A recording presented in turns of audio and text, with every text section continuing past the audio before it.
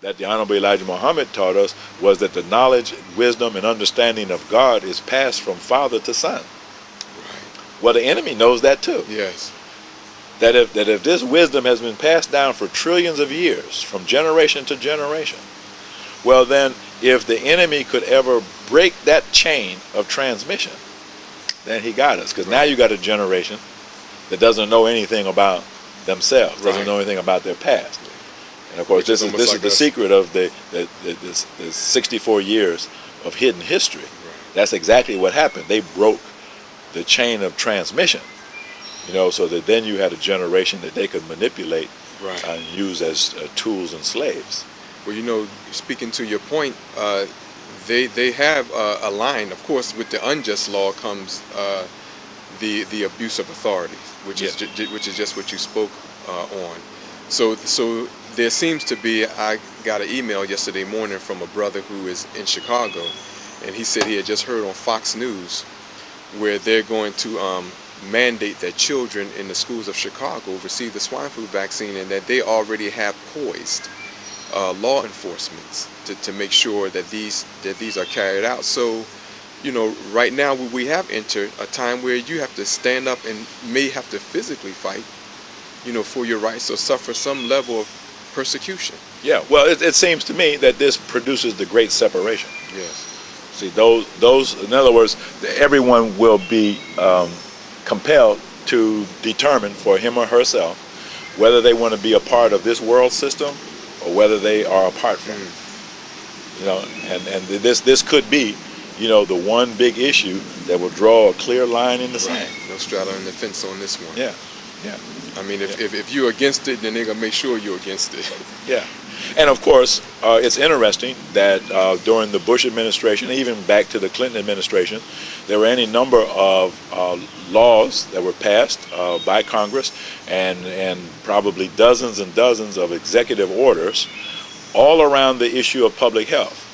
And that many people say that the planned route to a declaration of martial law in the United States of America will take place through the declaration of a public health emergency. And this is what we're pointing to now. Yeah. See, and in fact, one of the executive orders signed by George W. Bush has it that this public health emergency involves a novel influenza A virus. Very specific. I have it right here. Yeah.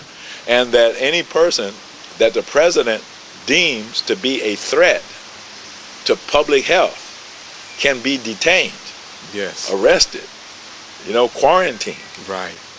That's right. It's on, and I have that law right there. So it's possible that any person who refuses the swine flu vaccine will be deemed a threat to public health and could potentially be quarantined or detained. Yes. And part of the movement, as you've been following, we've been, sharing information over the last few weeks with the campaign that we had, the door-to-door campaign.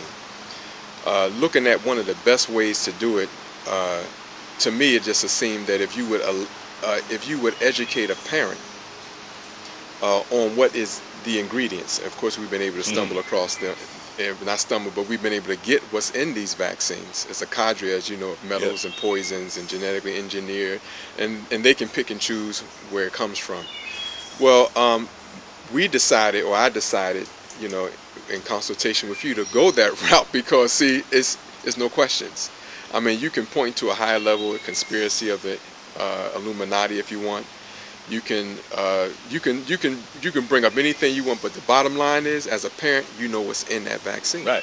And what's in those vaccines and the ingredients of this new swine vaccine, which, if you think about it, how could you develop a vaccine in just a couple of months? Right. That's scientifically impossible.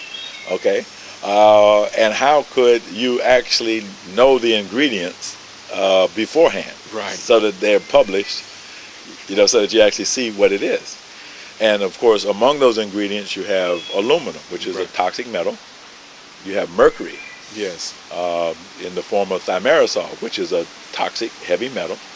Aluminum and mercury are both toxic to the brain of children and adults alike. Right.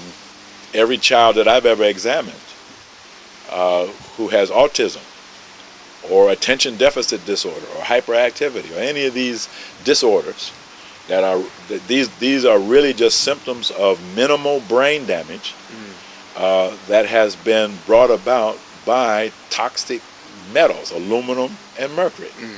Then there's a chemical ingredient called squalene. Right. And squalene is used to boost the immune power of the vaccine so that they can spread the dosages out over more and more people, right, without having to use so much of it. Money saver. But unfortunately, for those who receive squalene turns on the immune system of the person who receives it, so that now the immune system literally goes crazy. And it begins to attack tissues all throughout the body.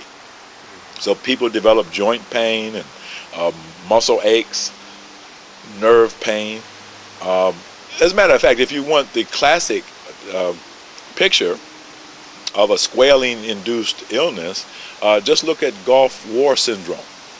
The Gulf War syndrome was brought about by an untested, rapidly developed vaccine that was given to soldiers who were being deployed in 1991 to the Persian Gulf in the first Gulf War. And here we are, 2009, and over half of the veterans of that Gulf War are on disability, right, for reasons related to so-called Gulf War syndrome.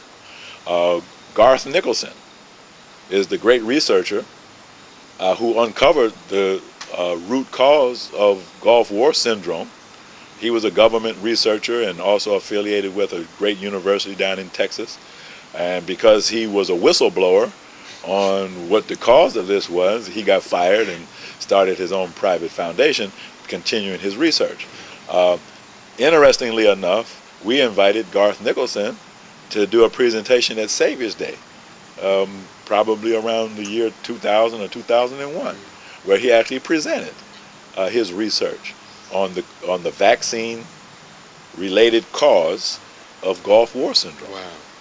Yeah, I didn't attend that workshop, but I mean that's something that goes back to 1990, 2001, right? Was it 2001? Well, when was Savior's Day in L.A.? I thought it was 2000. Yeah, that's 2000. Well, whatever year that was. Right, that's 2000. Yeah, because he came to L.A. You see, so again, these are not new things. These are not things that we don't know about. Right. You know, it's just sometimes we choose not to pay attention, or we conveniently forget what was already presented to us. Right. You see, or like it doesn't apply to us. I'll be the lucky guy who can get the vaccine, and what happened to others won't happen to me. Right. I mean, you know, you're taking it at your own risk after knowledge has come. Yeah. Yeah, which means that you are the definition of a fool. Right. That's You know, so I mean, we have to call it the way it is. Right. And we have a whole lot of foolish people in the world. I mean, they are just straight up fools. And even when they are being warned repeatedly, as the Quran says, it is alike to them whether you warn them or warn them not. They will not mind. And sometimes we think that's referring to somebody who may not like the teachings of the Honorable Elijah Muhammad. Well, it could be. You know, but it's referring to anybody who acts like that. Right. Right. Right. Well, there is a lot of research that has emerged over the last 10 years or so that basically shows that influenza of all types, regardless of whether it's H1, N1, or whatever the serotype, it doesn't make any difference. Hepatitis, influenza A or B, anyway, it doesn't make any difference what it is. Influenza occurs in the presence of a vitamin D deficiency. Okay. And that is the real reason that influenza is seasonal.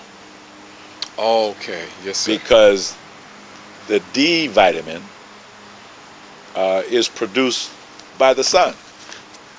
So when the sun is starting to